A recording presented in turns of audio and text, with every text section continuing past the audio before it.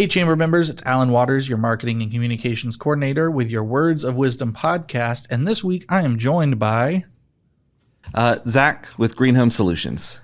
Hi, Zac. So really, before we get into anything else, there's the number one question I ask everybody right at the top. To you, Zac, not necessarily, Green Home Solutions, but to you, Zac, what does success mean? I would say in general, success means leaving whatever your small corner of the world is better than you found it, being remembered fondly and improving the lives of those around you. So how do you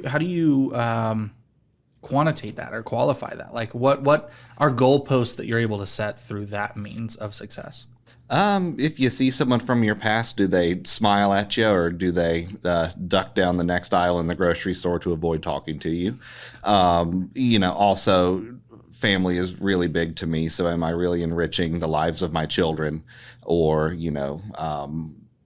are they living a life better than possibly what I had as a child? And are they learning and growing and thriving and being happy and productive? And through that, how does that come to impact your work and what you choose to do for a career? So believe it or not, where I work is an indoor air quality company that typically ends up boiling down to mold remediation, though there is a fair amount more involved than that. Believe it or not, I didn't start working there because I had a passion for mold or a passion for air quality in general. I started working there because I knew of the ownership, I knew of the people that I'd be working for, and I knew how they treated not only their employees, but customers, and treated the community around them. And they tend to leave things better than they found them. And finding that my own ideals and my own values are really in line with that, I thought it would be a good place for me to work. And so I get to really go out of my way to do what I can to leave a positive mark in the community, which is something I really value. Mm-hmm. What are your thoughts in that? Because I hear a lot of passion, not necessarily for what it is you're doing, but how you're going about doing it. What are your thoughts on that work-life balance and like separating that out so that you're doing things in a healthy manner? Because it seems like with that kind of style, with that approach to many things, you would think that's built in, but that's not always built into a job. And I know sometimes you have to find that on your own. But for you, how has that kind of come across? Work-life balance is something that I didn't really value enough until much later in my various careers. I've had previous jobs where my identity was so much based in that job that even when I was at home with the kids, or even if I was, out and about with family, I was still embodying that previous career. One of the things that I really value about where I work is they too put a premium on work-life balance.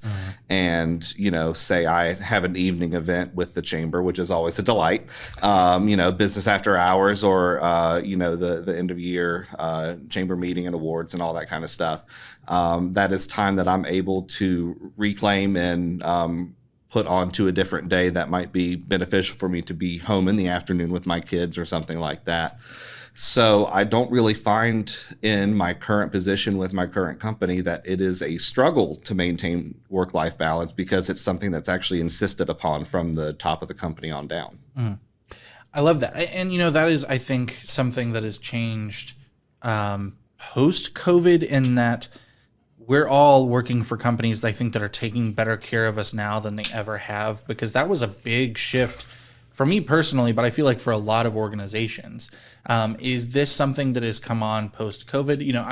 You weren't with Green Home during COVID, correct? No, not during the main part of it. I was not. Yeah. So coming into this job afterwards, was that a big set that you were just like, this is going to be who I work for next is going to take this serious? Or yeah, it was a prerequisite for taking a position with somebody, the ability to have that work-life balance. All right, so we've been talking a little bit about you, and obviously we've been mentioning Green Home. tell us a bit about Green Home Solutions. So Green Home Solutions, we're an indoor air quality company. As I mentioned, that does typically end up boiling down to mold remediation. That's the vast majority of what it is that we do. But we do also work with odor remediation. We are doing environmental probiotic treatments inside of homes. It's basically an Activia yogurt for your gut, but it's for your house instead, or it's like kombucha for your kitchen. Are you the Jamie Lee Curtis? Yeah, unfortunately, I am the Jamie Lee Curtis, which reminds me I may need to take a break here in a couple moments. Kidding. But there are several services that we offer. Ductwork cleaning is a big, certainly a big part of what it is that we do. And helping to increase the air quality in a home or business. So this episode is coming out around Valentine's. Actually, it might be Valentine's. I have no idea what day of the week is anything anymore. But what is something people should know? Because I know with mold, no one loves mold, but it's something that everyone is in a relationship with, whether they realize it or not. Absolutely. So what's something that people need to realize that they don't necessarily know? Often, we mentioned COVID briefly a moment ago. And when we were first learning about it, and they're like, well, what are the symptoms of COVID? And the CDC basically said, yes. They could be digestive, they could be respiratory. You might lose taste and smell. It's a similar kind of thing with people who have a mold sensitivity, either to the toxins or an allergic reaction to the proteins from the mold itself. Mold sickness can present, yes. It could be headaches. It could be respiratory. It could present as seasonal allergies. It can even do as much as early onset dementia, and everything in between. So if you are having some newfound health concerns, take a look around, take a look in your basement crawl space if you're able. And keep an eye out for anything that may seem suspect. If any part of your home kind of has that damp, dank, basement-y kind of smell, it's not always, but that's often an indicator that there could be a mold issue hanging around somewhere. And you should probably have an indoor air quality expert come out to take a look around and see what might be going on and how we could potentially help. So taking it back to Zac for a second, looking at your journey from, I'm going to say high school because I'm just using it as a benchmark, to here. What was the big end all be all? What was like, I'm in high school, this is what I want to be doing. And then what's the journey? Kind of walk us through that. Well, I actually did it for the better part of a decade. I was a teacher. That's just what I wanted to do. That's what I always thought that I wanted to do. And I did it for a solid decade. And then about summer of 2020, just came time to moving on along. I did some in-home sales for a national brand for walk-in bathtubs for about a year and a half until I ended up finding the perfect match for me to work where I am now, doing the job that I'm doing with Green Home. Mm-hmm. And what piece of advice would you go back and say to 17-year-old Zac? Oh, gosh. I feel like this is incredibly common to hear these days, but it is something that I wish I had given more consideration to back in the day. Success isn't necessarily a college education. Success isn't necessarily going into a career that requires that college education. There's a lot of different ways that you can help out in this world without a college education, and a lot of different ways that you can make a living, make a really good living without a college degree as well. A college degree is wonderful. Mm. It's great. It's very helpful for a lot of people and a lot of different careers. It's not for everybody. And keep the trades in mind, for sure. All right. So before we go into break, I want to kind of like figure out something here. And this is just, I want to see where this trajectory of the second half of this podcast episode is going to go. So when looking at your life now, when looking at what you do, and when looking at how it interacts, with business, what is something you think you can really advise others on And just a way of like, here's some steps to how to make you better. And it doesn't necessarily need to be, it doesn't need to be mold. It doesn't need to be marketing. It doesn't need to be that. But what is something that you just kind of wish more people would take into their approach with their business? A lot of people are so concerned with their product and the actual business that they're doing that they don't make time to be present within the community, be active in awesome groups like the Montgomery County Chamber of Commerce, and attend events and things like that, to where I find increasingly doing this that this is a very word of mouth kind of area and far more of a who do you know rather than what do you know, but I mean that in the best possible way kind of thing. You trust your neighbors, you trust your friends, and a lot of people are so caught up in the act of doing business that they're not out in the community enough to generate the type of business that it is that they need to do. I talked in a big circle there, but I hope it was understood. A big part of operating a business in a community like this is having that community recognition and having that trust from the people around you and those personal connections, not only with other business connected people, but the community at large. Yeah, especially with marketing and communications and everything around here, there are so many pieces that go into that. Social media, SEO, website, like branding, and all of that is very important. But if you don't take the time to actually interact with the people, especially in a small community that you're going to be doing business with, you're probably not going to be doing business with them.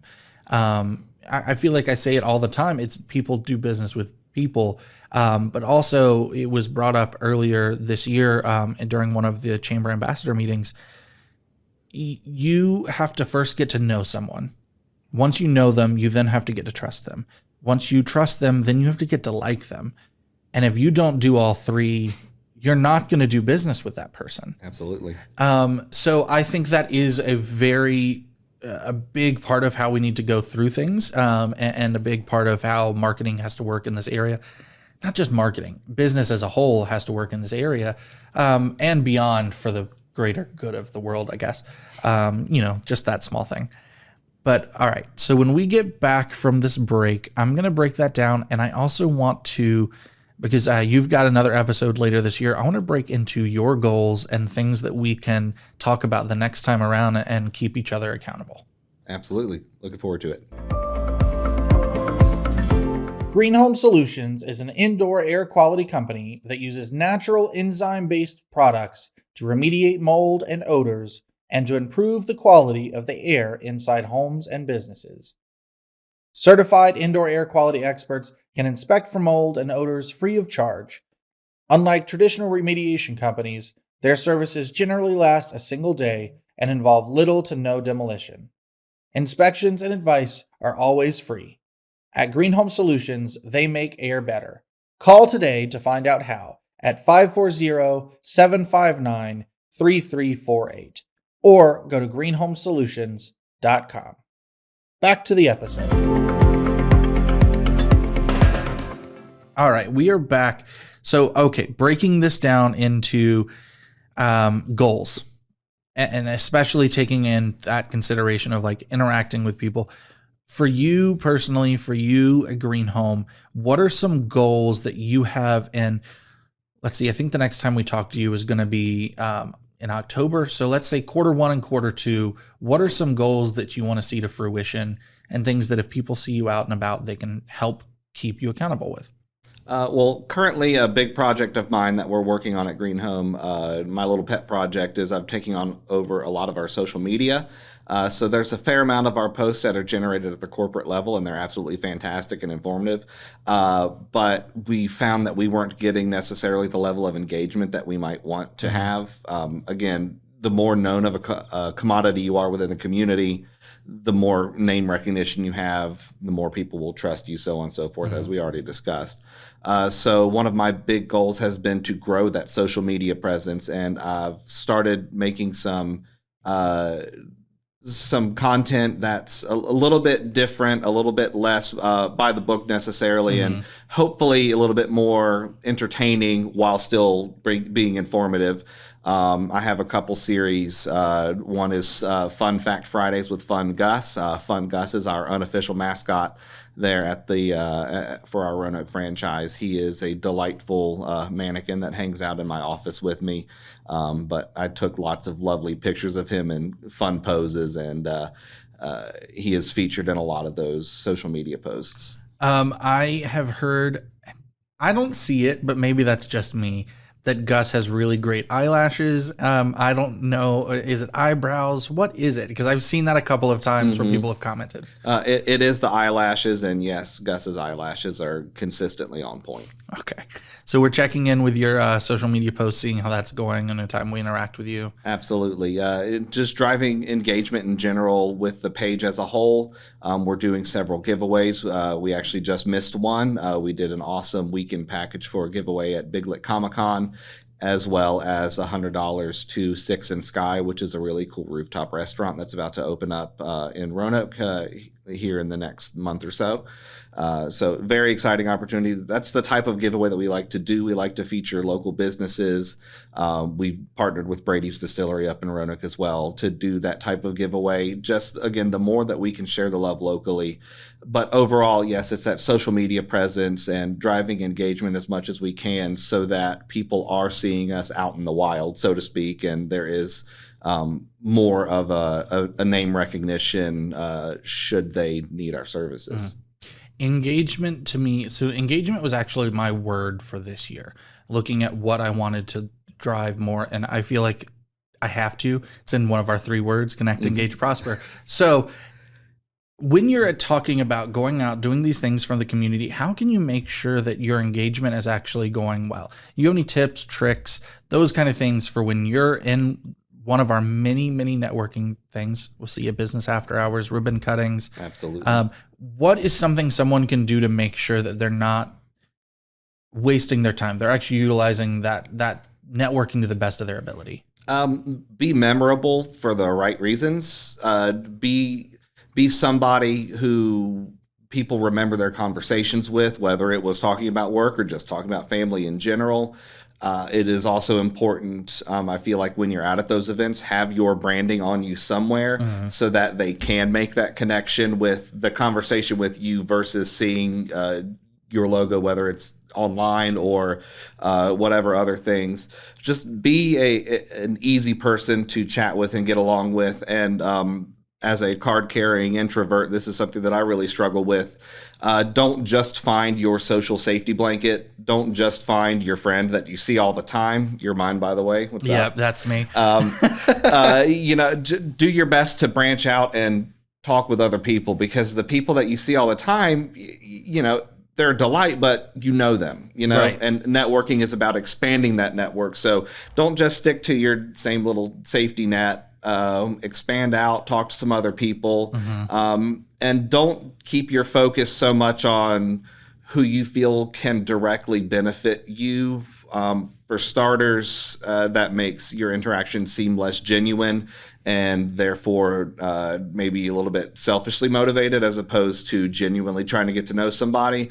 But also, you really don't know where a good referral source or a good contact to have in general might come from.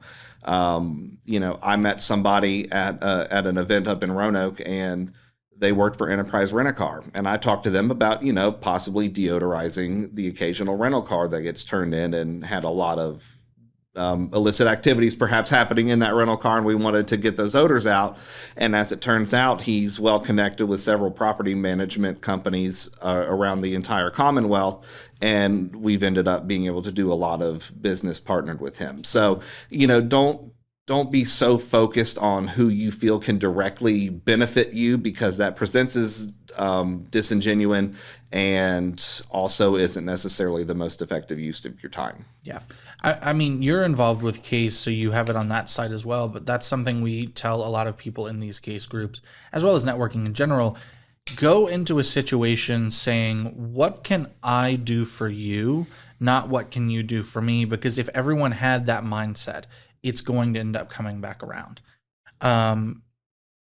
Just be genuine. Just be genuine. Absolutely. All right. So kind of on that same level with case 2 and looking at networking and looking at things, how do you make sure in that regard, you put your company, you put yourself in the best foot forward? Like what is, I'm going to use it from case. What is your perfect referral pitch?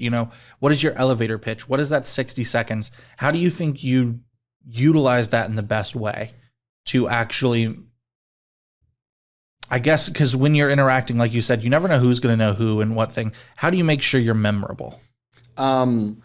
Be thorough enough to be informative to where people actually know what it is that you're doing, and what it is that you do for a living, without being so thorough as to make people tune out because you're getting too in the weeds and too technical.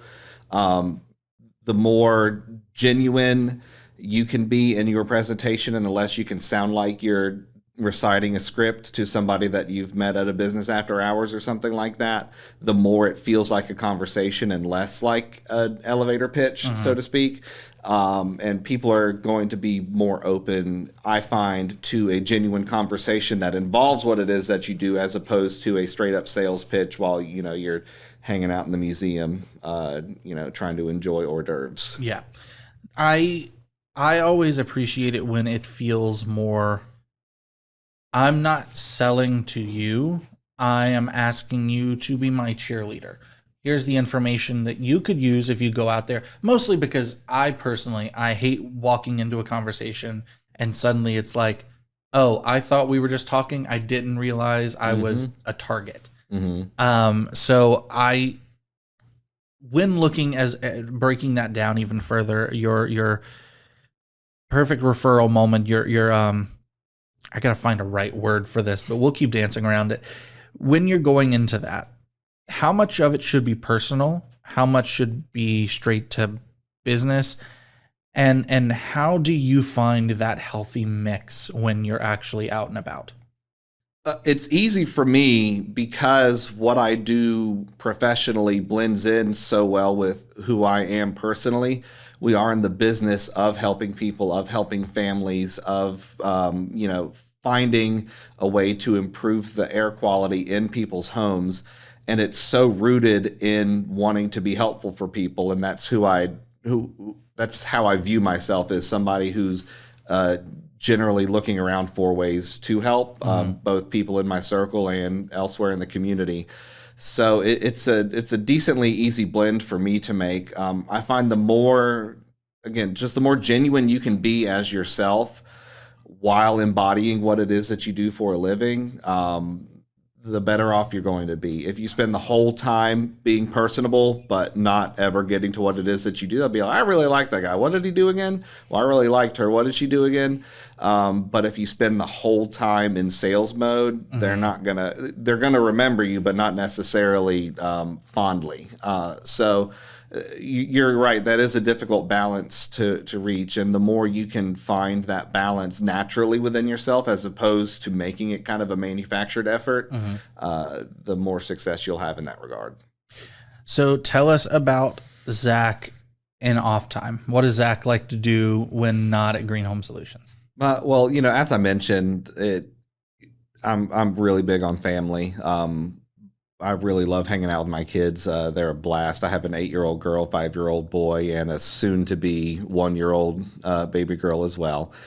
So I do love hanging out with them. Beyond that, I do enjoy golfing. I'm not terribly good, but I do like to, drink a beer or two outside. So I guess that qualifies for enjoying golf.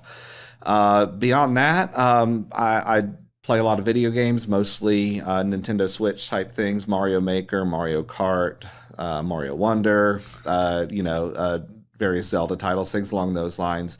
And I'm also a bit of a woodworker as well. Yeah, I've got in my office, anybody who stops by can check it out. One of the case groups did an exchange of ornaments, and so Zac actually made me a little tiny microphone from different woods, which I'm kind of dumb sometimes because it's blue. And so my first thought was, I didn't know they made blue wood, but I'm assuming there's more that goes into it than just putting wood together. It's fairly involved, but that actually was blue wood. It's a product called Spectraply, and it's basically a thick piece of plywood where every other layer is dyed a different color. So that's actually alternating layers of black and blue wood glued together to make a piece of plywood. Oh, that's really cool. See, I just learned something new while we're right here. So we already talked about earlier how much of a balance and how much that was a big part of going into this job for you. Is that something you think is pretty standard in your industry, or is that something that you think Green Home does differently? I can't speak for all the companies in the area necessarily.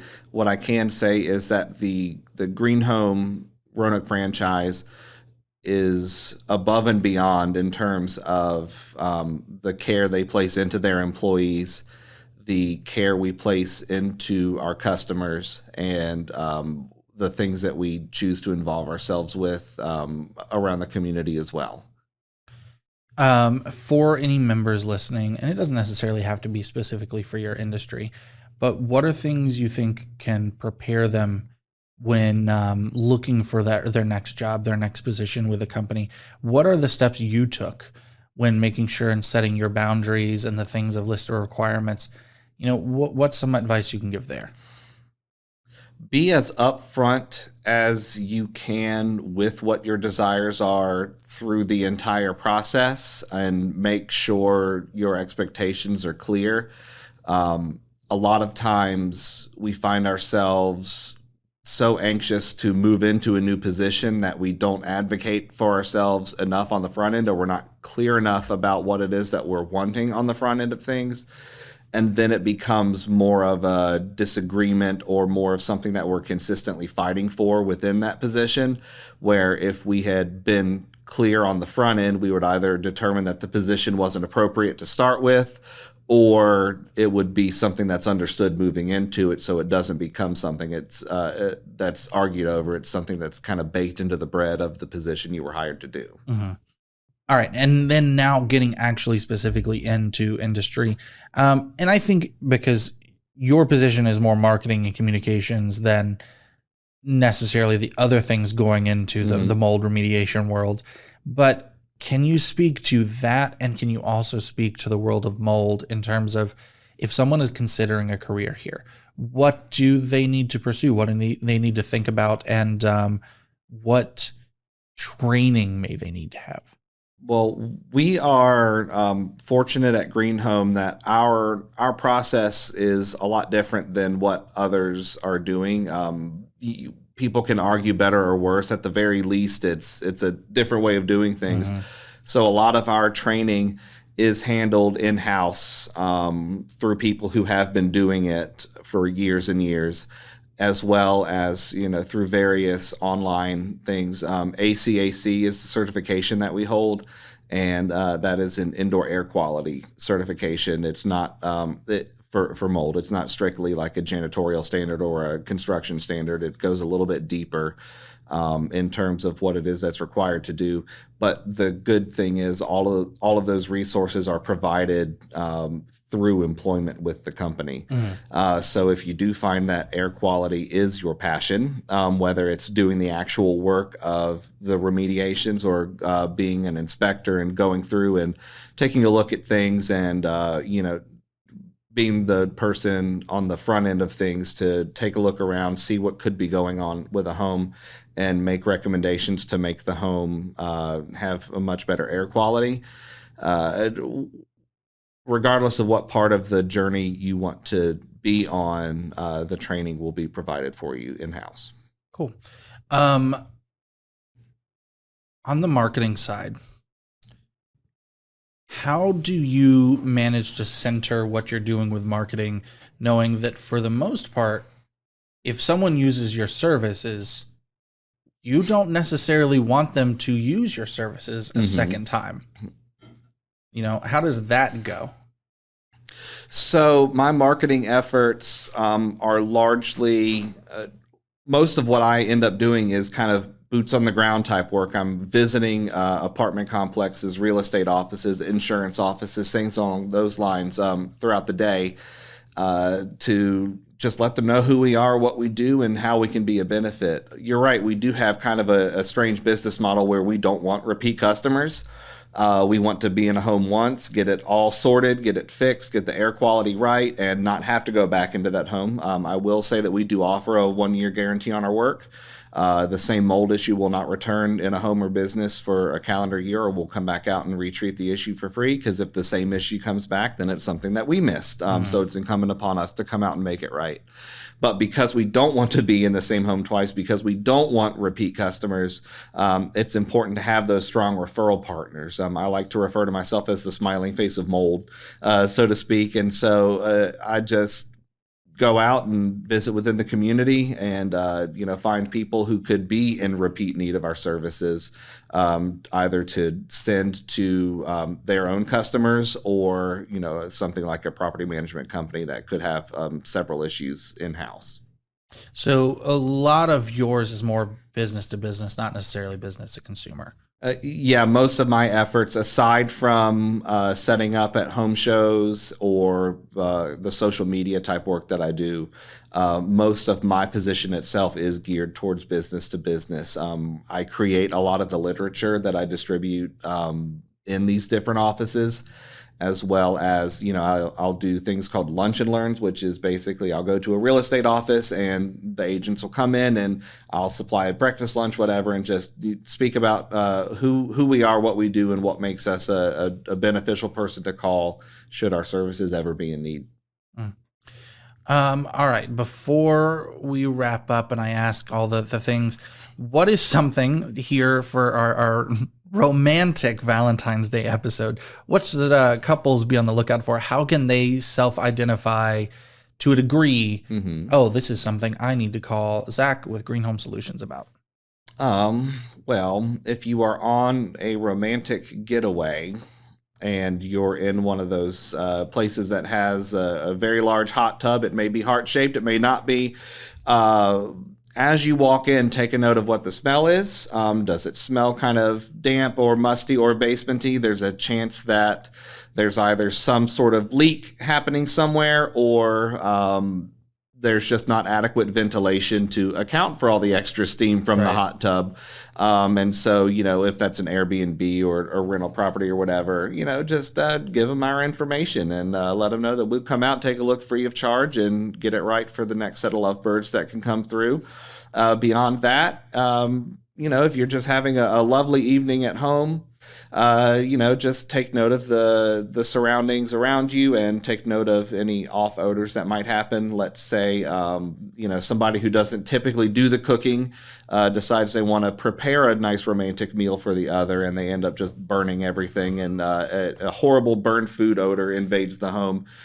Perhaps we can be of service there as well.